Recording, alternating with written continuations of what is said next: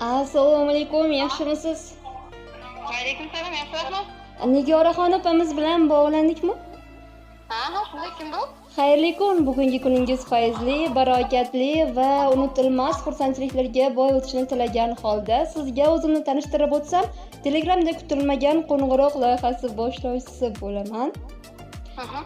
Nigoraxon opajonim, bugun bizni loyihamizga sizni yaqinlaringiz tomonidan tabrik maktublari yetib kelgan.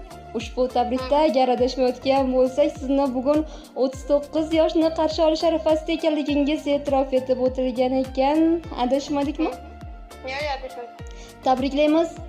Ilohim, oilangiz, yaqinlaringiz, farzandlaringiz baxtiga hamisha tanajoningiz sog', umringiz uzun bo'lsin, ilohim. Rahmat. Salomat bo'ling.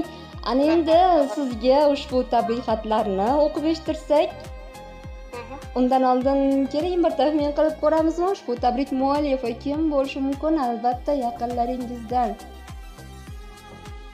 Farzandlarim bo'lishi mumkin.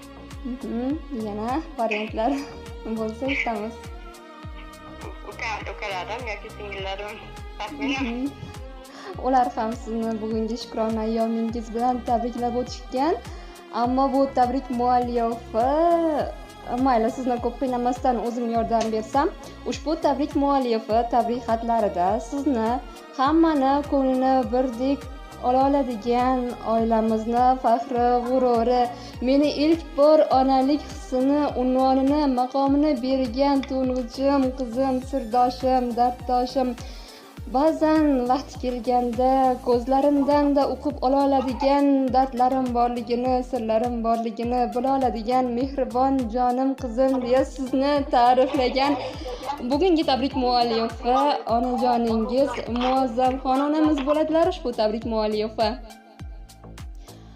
va bu tabrikka qolgan barcha yaqinlaringiz, jumladan sizni yaxshi ko'radigan yaqinlaringiz, dadajoningiz, rahmatlidan yodgor jigarlaringiz, singillaringiz, uch ukajoningiz, siz uchun ko'ksini qalqon qila oladigan ukajonlaringiz, jiyanlaringiz, kelinlaringiz, barchalarini ismlarini hozir o'qib eshittiradigan bo'lsak, sizu bizni ham vaqtimiz yetmaydi. Ayni damda barchalari sizni bugungi shukrona ayyomingiz bilan muborakbod etib qolishibdilar.